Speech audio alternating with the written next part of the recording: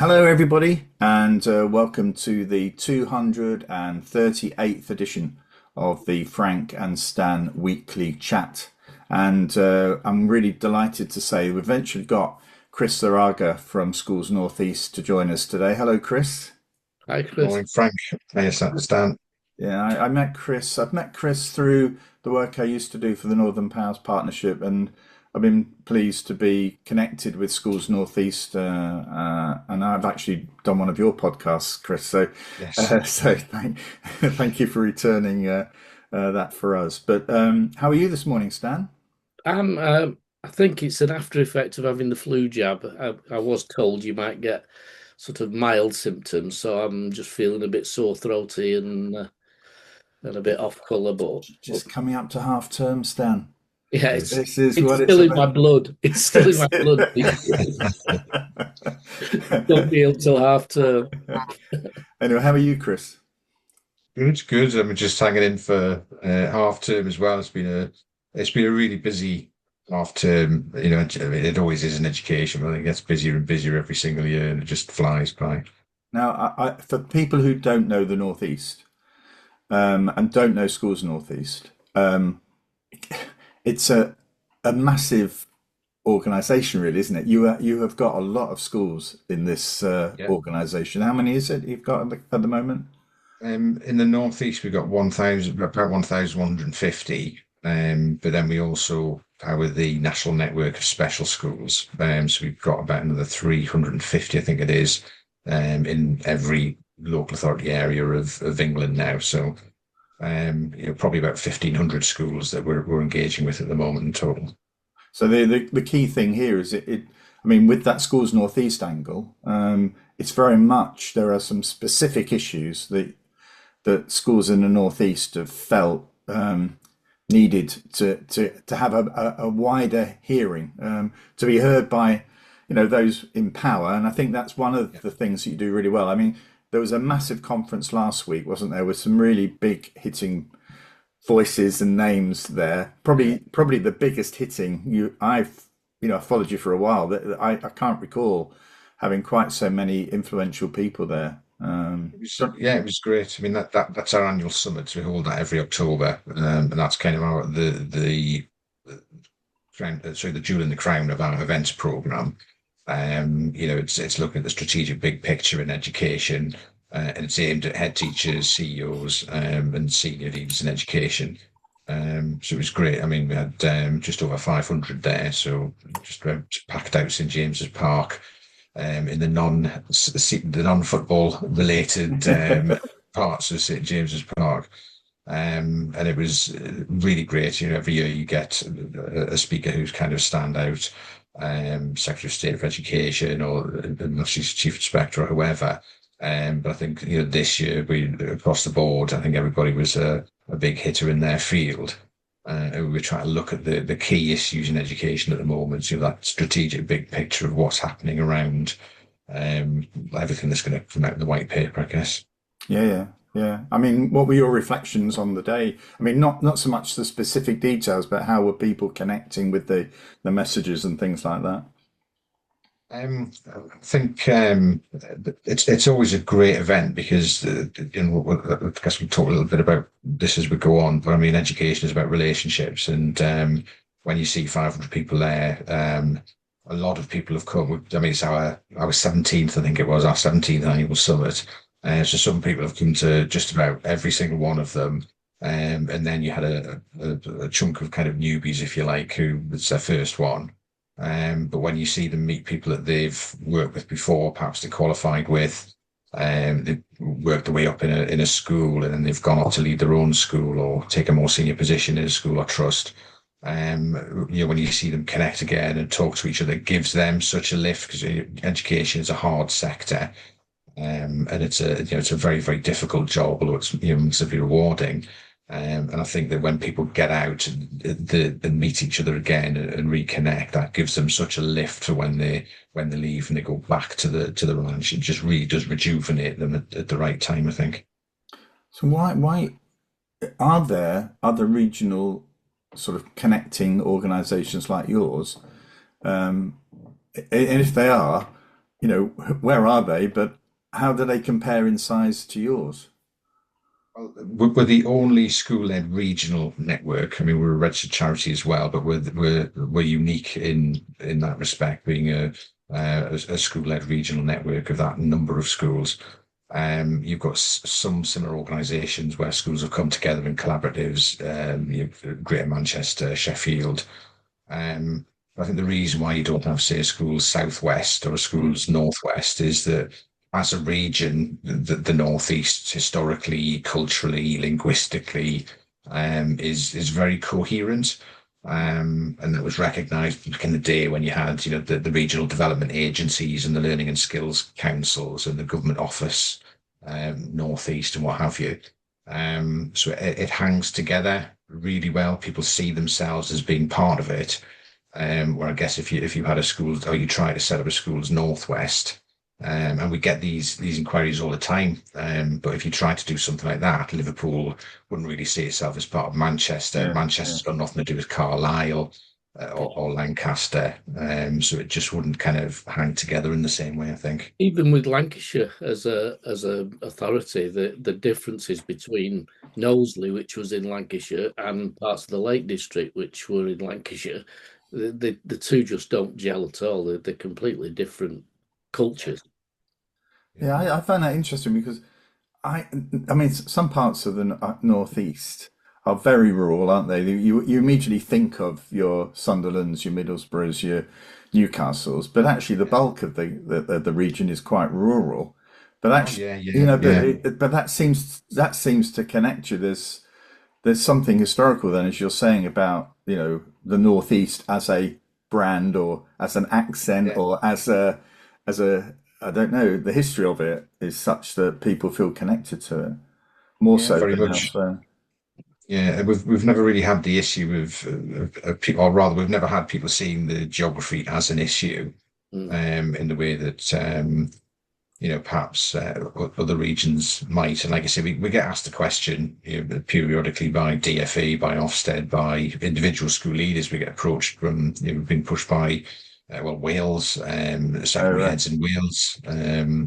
We've had trust leaders from Manchester and kind of thereabouts ask, and we've had people up from, I think it was the southeast as well. We get asked the question, why isn't there, and how do you set one up? And I think, it's very, very difficult to set up a collaboration where you don't have something really strong in common. Yeah.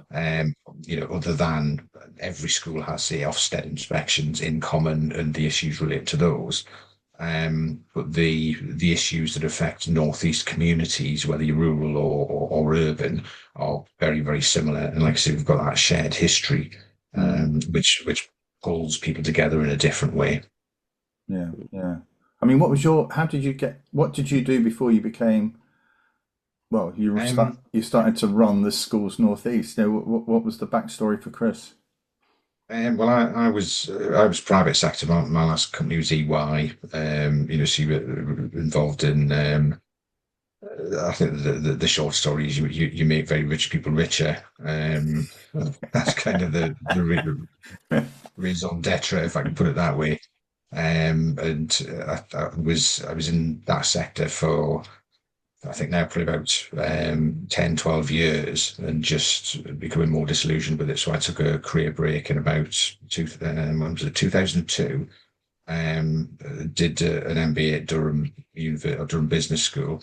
And then when I came out, I really didn't want to go back, either to EY or into the wider sort of finance or private sector. And I saw an opportunity that was funded by the Treasury around enterprise and work-related learning. So working with schools, helping them to develop. Ironically enough, and this is something I kind of touched on at our summit last week. It was called the Enterprise Advisor Service, and it was doing exactly what the Gatsby benchmark enterprise advisors, enterprise coordinators are doing now, only 10 years before. And then the funding for that ceased. I think, I can't remember, it was about 2.5, 3 years altogether. And like every other initiative, they think it's a great idea, put a little bit of money into it, and then they just walk away and Yeah, yeah. forget it ever existed. But I'd really enjoyed working with schools, particularly with heads and senior leaders, So I did a bit of consultancy. I was CEO of a work-related learning 416 company. And then when Schools North East was set up, I'd applied for for what was then was the business development manager role and joined the organisation, and I've stayed since. Yeah. I mean, before we move on to what's caught our eye, I mean, bearing in mind this is the 17th conference and they seem to be getting bigger and bigger and bigger. I mean, personally, how much pressure do you feel for, say, 2026 already, in the light of how well 2025's conference went? Um, I tend not to worry about it. It's about the week before. I'm quite short term. It's like once round the goldfish pool. Because there's something else to do. We've got the chair of the education select committee coming up for a round table with our advisory board tomorrow. I'm sure I've got something on Friday, but I haven't looked that far ahead in my diary. But it's there's we I'll worry about that come Yeah. next October, and we've got a brilliant team in place now. I mean, when we started, there was literally a director and myself, and we did everything. Our first summit, we were stuffing all the bags ourselves, setting up this, that, and the other, and making sure the speakers arrived and pointing them in the right direction, and troubleshooting with whatever was happening during the day. Whereas now we've got a really strong team. We've got an excellent events team and events manager. So I don't really need to To worry worry. about it Yeah. Yeah. until it's not that long before they tell me it's my turn to stand up and do my bit. Yeah. That sounds very similar to, yeah, a lot of things that used to happen in my career when it was something going on and you think, well, have you prepared your speech for that? No, I'll just stand up and something will come out and it will seem to do. But anyway, Stan, what's caught your eye this week? Martin's Laws caught my eyes. Actually, it was last week when I picked it up. It's the Terrorism Protection of Premises Act 2025, if it wants its proper term. But it specifically has brought into focus schools, Mm, particularly for some reason it highlights early years more than any other document I think I've ever seen from really? government. But it's about something. It's about making children safe, and the risks are increasing. And I used to run a course in Lancashire about um, when things go wrong, critical incidents, etc. And I used to ask about something that's in this law, which they call evacuation, which is getting children or getting people who are in your school into a safe place. And I used to ask quite often, have you any procedures for getting children off the playground and back into school? Mm, And very few schools have had it, or those schools that have got a procedure have never practiced it. right. It's like doing a fire drill at lunchtime. Nobody wants to try that because of the chaos it will. Yeah. But when you then say, well, okay, what in the chances, are you doing your risk? What's the risk of a fire in school, happening? It's pretty low in schools. What's the risk of a dog on the playground? Fairly high, Mm, but we don't see that as something that we need to have a procedure for. And nowadays, really sadly, I mean, America are leading the way in this, aren't they? mm, We've got people who see schools as a target. And my only fear, really, I don't think there's anything in this that schools can't adapt to and do. I don't see it as being that challenging. But I think there's a complacency in some schools that we are safe. mm, I've tested it once, and I won't mention the authority, where we were talking about how you couldn't have strangers in school and people couldn't get in. And then I was inside the school and talking to people on the corridor, talking to pupils on the corridor, and nobody'd asked me who I was mm, or why I was there. I didn't have any identification on me. And I think sometimes schools think because we lock the doors or because the gates are now shut, following Dunblane in most cases, that we're safe. And you just need to look at a school at either 9 o'clock in the morning or 3:30, 4 o'clock, when the doors all open and the kids come out and parents go in, and it's not as secure as No. schools would think it to be. That's Yeah. what I don't want a panic. I hated the panic that followed Dunblane. I hated the massive fences that went up, but I do think we need to just revisit that kind of thought that we had about, is our school safe from some stranger coming in and causing mayhem? Yeah. It's interesting you should say this, because the first Ofsted inspection I had, one of the key issues was there was not insufficient security. Doors were from the playground, when parents were dropping kids off, they were open and there was nobody, anybody could walk in. So I do remember putting sort of these, there were simple sort of coded locks on each of these doors. So I told all the staff what those coded locks were and everything. And within about 2 days, one of the teacher's children knew the code. So then virtually the entire school knew the code. So all this investment had gone out the window, because it was totally ineffective, But actually, I was also sort of struck yesterday, just watching a program on television where I caught the end of it. It's around a company that track stolen cars, and one of the cars that had been stolen was in a school car park, secondary school car park. And so they simply drove up, these two guys, and started to sort of find ways of getting into the car park. And it wasn't that difficult, to get into the car park, because you could simply just crawl underneath the gate, or you could, and they were looking at other areas into the car park where you could get. Of course, the problem they had, the gates were closed, they couldn't get the car out. So they had to go then to the school. But their first thought was, how can we get to that car?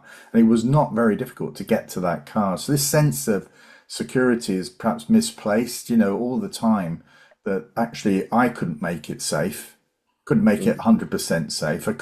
These people spent fortune in this secondary school making it appear safe, but it was not safe. Anybody could get in.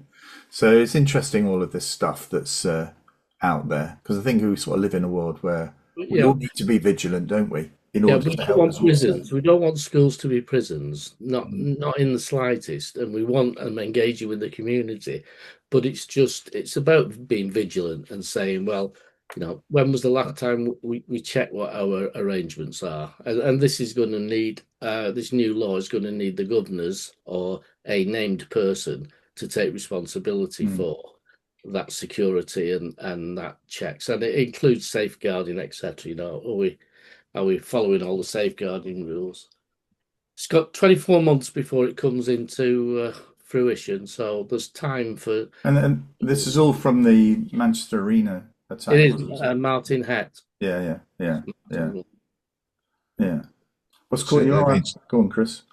I was just going to say on that, it's interesting because I totally understand what Stan's saying and where he's coming from there. But one of the reasons for kind of schools not being on top of that and maybe thinking, and this happened with GDPR, you would give the deadline for it, so everybody forgot about it until the deadline, because there are so many other things that are dumped on schools, and there's no rule that says to DFE or to ministers, if you're going to dump another rule, create another a hoop for them to jump through, or fence to climb over, then you've got to dump something else. What's just not as important, we'll get rid of X and Y and just free up a bit of time for you to focus on the stuff that matters. There's just too much at the moment.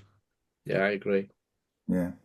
I remember a long time ago, we used to talk about, for schools, when we were advocating bringing in new things, I think it came from Scotland, a traffic light system. So the first thing you say is, well, what are we going to stop doing because it doesn't work and it's not effective? And then amber, what are we going to continue to do because we know it works? And then green, what new things are we going to introduce? But I don't think many schools get the stop bit, because schools are frightened, aren't they? People are literally scared of throwing something out that they may be questioned about later. Yeah. Let's move on. Chris, You spoke a little bit before about relationships and how important they were, for your organisation. But I think that's what's caught your eye this week, isn't it? Yeah, yeah. As I said, I think the main thing that caught my eye was just how I tend to prepare the day before for everything. So I read your instructions yesterday and realised the only bit I had to prepare for was the what have you noticed? And so mild panic, and I've been thinking about that. I asked the team, and they dropped in some really unhelpful suggestions for me into our team chat. But that's definitely the thing that I've noticed most this week. With the summit, the aftermath, and kind of the feedback that you get from it, and with everybody there is just how much of a relationship business. I don't like to call it a business, but how much of a relationship business education is. How vital they are for your own sanity, to find out what's going on, to get a reasoned view on what you should or you shouldn't do. And just it was great watching everybody at the summit, the buzz in the room, people talking to each other. The hardest bit of the day, to be honest, is getting them to stop talking and start the actual proceedings. Um, but then when you kind of extend that, when you look at what happens in the classroom, it's all based on relationships. You could have an amazing, outstanding teacher who's at the top of their game, but then they just can't make any progress with a child because the two of them are at loggerheads for whatever reason. Parental relationships, just how deep some of the issues in communities run, how far back in years they run. And once you sort of crack some of the issues and develop strong relationships, how much easier it becomes. So yeah, that's definitely what I've noticed over the last few days. I think for me, I was very fortunate. I have been fortunate. My wife is not a teacher, so I've always had that sort of independent, sort of cut through. Where she asks, "Well, why is it like that then?" You know, and I think I found that a very helpful support really through some of the difficult things that have happened in my career. And if you move into a new area, into a new school, for example, and you don't know many people, I think you are vulnerable until you develop some sort of close relationship with somebody who either cuts through or knows, somebody in a similar position. Yeah. And I think, probably schools northeast. So, I mean, for all the work you do, getting all these big names in to talk about, I don't know, this white paper or that new framework, as you say, it probably is just the coffee I had with Mary or Jim. And that actually Yeah. was the reason Yeah. for giving up all my day to go and see this, because in my hour of need, I probably will call on them more than anybody Yeah. else. Probably the best bit of CPD we ever put on was something we did a while ago called the first 100 days, and it was looking at people who had just been offered headship, or those who'd literally just gone into headship. What do you do in the time running up to when D-Day when you start, and then the first 100 days, what you need to concentrate on, and it was kind of designed to fill in the gaps that NPQH had, to look at more of the dark arts type of stuff rather than the official. How do you deal with an awkward member of staff, or if the relationships aren't there with your union reps, what can you practically do and not do? Where do you stand as a head? What do you need to know? It was really practically focused, and the thing we found was that the people that were involved, the best thing they ever got from that was involvement with each other. And they stayed in touch, and helped each other. They worked on joint projects between their schools, then moved into academy trusts. And you can map those relationships over sort of a 12-year period. And that was probably the most valuable thing that they got from the whole course. It's interesting. I'm reading a book written by Mickey Mellon, who's currently the Oldham football manager, and another colleague, which talks about they went and interviewed people like Sir Alex Ferguson, and other people, not as eminent as that or senior or in the public eye, about what are the sorts of things you did during your first 100 days, and very similar sorts of things which we've spoken about here. Even though there may be some massive things you've got to resolve, often it's clipping away at some irritating things that have been stopping things from happening, to relatively minor, that you can get an easy win for. So your first thought is, oh, I've got this big problem, I've been appointed because we've got this happening.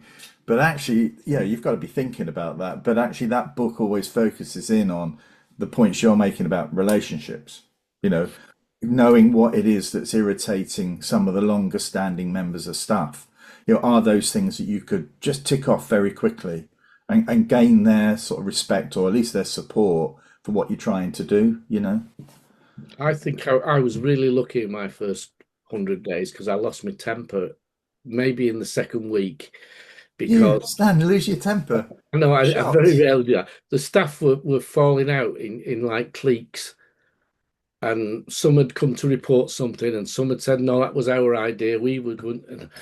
And I just marched into the staff room and I said, "I'm not having this. This is not what I do. I'm not prepared to run a school where people don't get on. We can't sort things out. I'm not having it."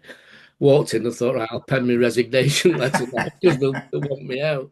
But actually, it was lucky. It was apparently my predecessor liked to play off departments against each Mm, other and had caused all that. And for somebody to come in and say, "Well, we're not having that anymore," was I mean, it was a lucky break for me, but it actually gave me some credibility in school that I was going to do things differently, not stop everything we were doing, but we weren't going to work as a group like they previously yeah, worked. yeah.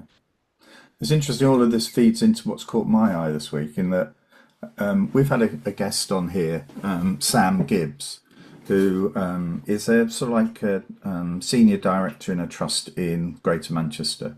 And she's been involved in a project which has been looking at the effectiveness of professional development for teachers.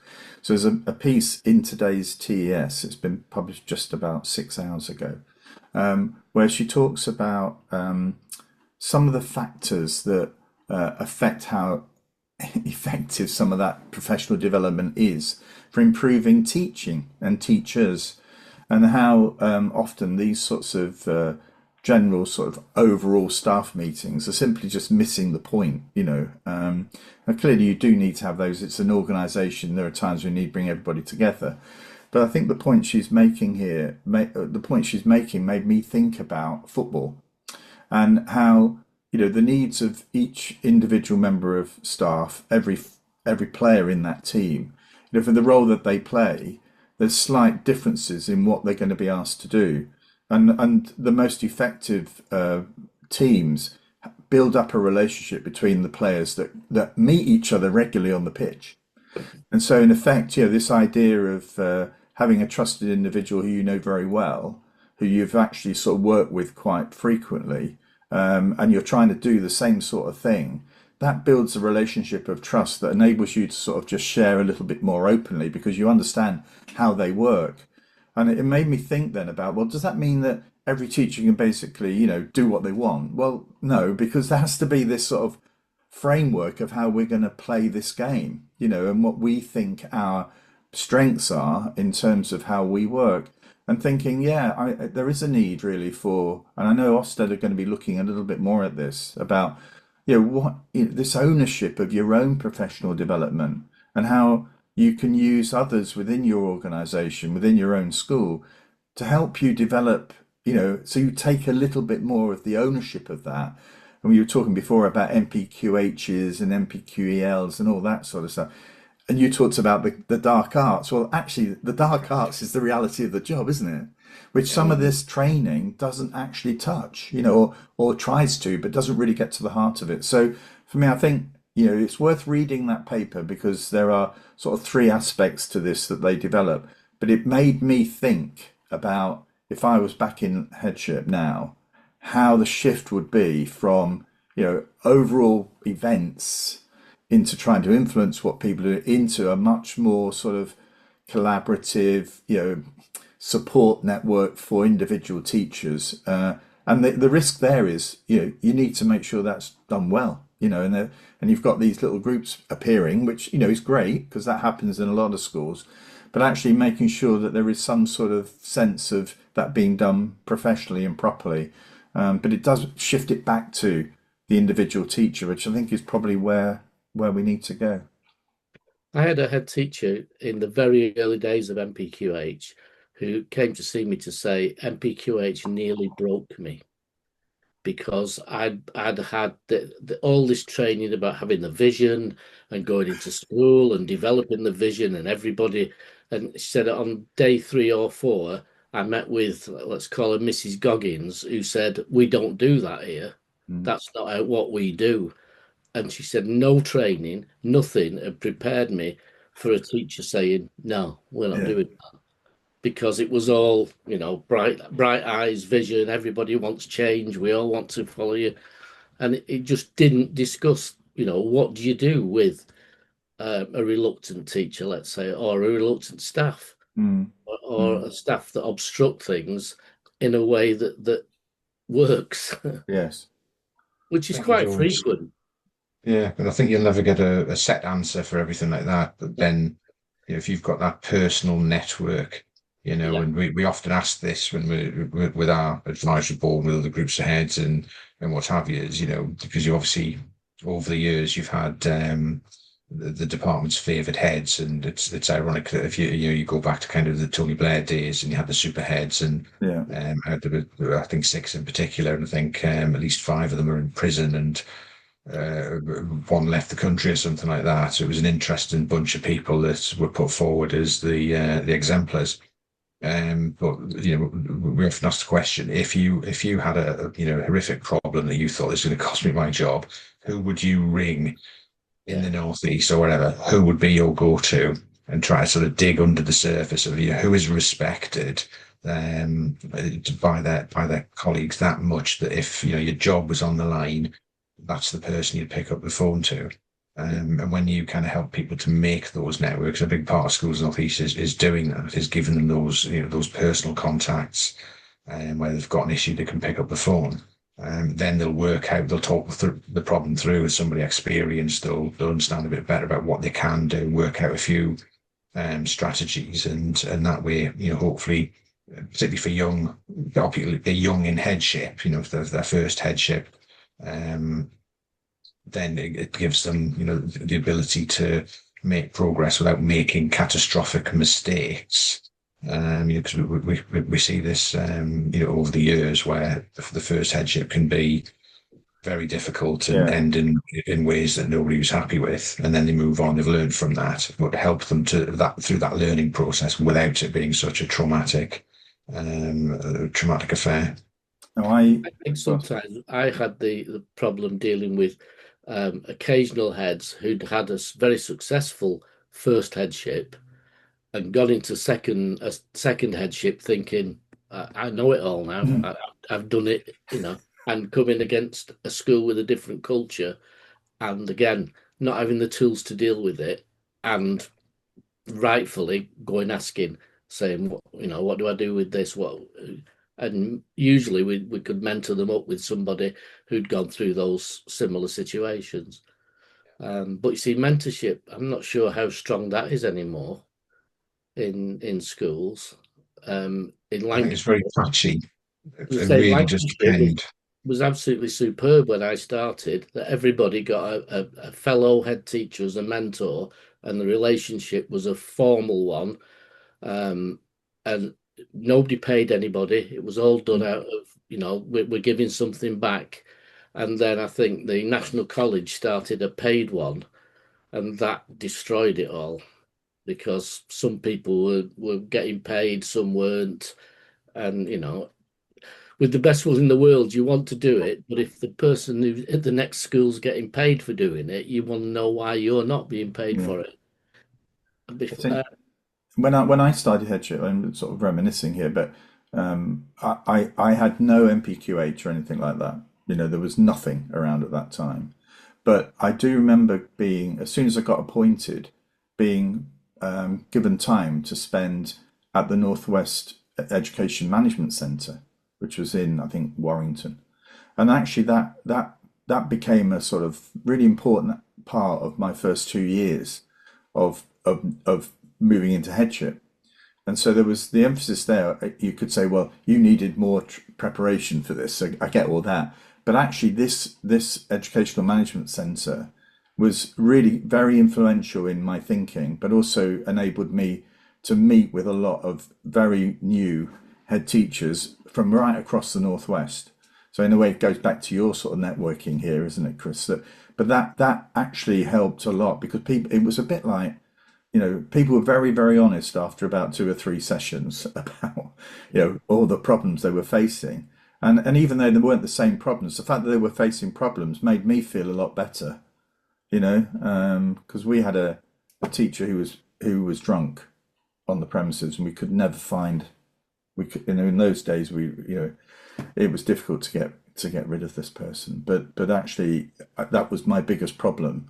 We had a person who was I couldn't nail it with him until the school was redecorated, and we found that the drink was in the toilet cistern. It was one of those old Victorian toilet cisterns. That's where he kept all his drink. But that was that. Just spending money on a redecoration of the toilets was probably the best thing that could happen to the children in that school. But actually, I was dealing with that, and I'd never ever faced anything like that before. But it was great to have other people who weren't perhaps dealing with that, but with something really tricky, delicate. I Yeah, used to say to newly qualified head, newly appointed heads when we had the meeting that there's a secret that all heads have that nobody tells anybody else, and that is that it hurts at times. yeah. At times it wounds you personally.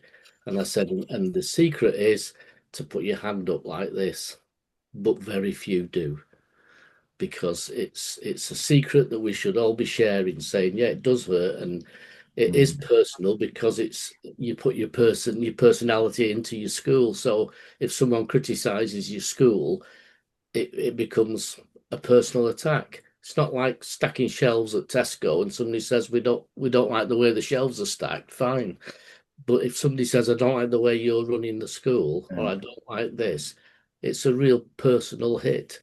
And I think back to Chris's relationships, that's when you need to talk to somebody who you trust, who can say, yeah, that happened to me, or I know somebody else that happened to, and well, you get over it. There's a book I've referred to it before called The Wounded Leader, which it's based in America, but it talks about personal wounds. Most people get stronger after them, but some don't survive them. Yeah, yeah. It's all about leading schools. But think about mentoring. I only mentored one head teacher, and that was Kendra, who's still Right. a very close friend Yeah. 30 years later, maybe 35 years later. Well, perhaps the story here is, for anybody watching it, if you are in a position where you feel vulnerable, it's always worth going to try and, speak to somebody that you trust. And if you don't feel as though you trust them enough, reach out to other people. So I often get people phone me up after an Ofsted inspection and say, I can't speak to anybody else. I need to speak to somebody who doesn't really know me. But it does act as a sort of a release valve. So if you are experiencing any of this, then please reach out either to a loved one or to somebody who you don't know who might be able to give you some advice and point you in the right Or direction. headrest. Or headrest. Yeah. Yeah. Yeah. I mean, Okay. I think the sad thing is that probably what won't be in the white paper will be around your head senior teacher well-being.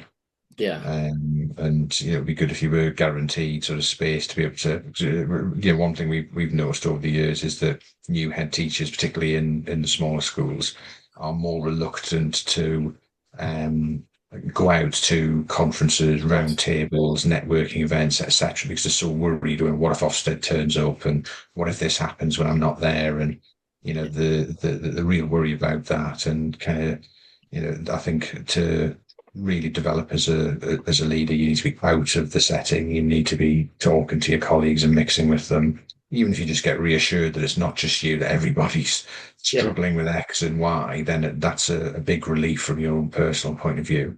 But they'll also, a lot of the time, they'll have solutions. They've been through it. If they've been ahead for 10 years, they probably went through the same thing in their first year. So they've got ideas and solutions for you. So get out of your school, mingle, mix, and you'll be much better for it when you get back in. Yeah, I agree fully We with that. run a sort of heads briefing with the group of schools that my company support. And I have to say, we did one recently about the complex nature of young people at the moment, it seems, coming into primary schools at a much more needy than previously. And we got a head teacher to talk about it. And the relief around the room was not, oh, you've got the answers.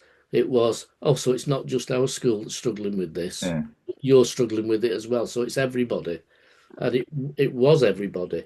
And I'm still not sure nationally anybody's picked up on this to say we need to think about what we're doing with these young people with real complex needs coming into mainstream school without the support network there, because heads are dealing with it at the moment, and I think that's unfair.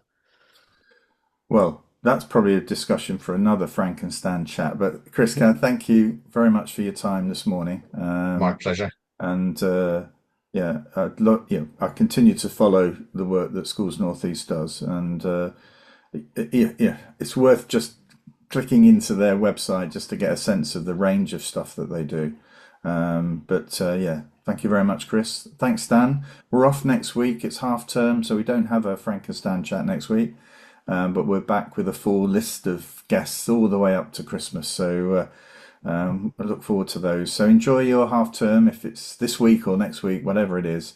We look forward to having you joining us again in early November. So until then, goodbye from us. Bye bye, everybody. Bye.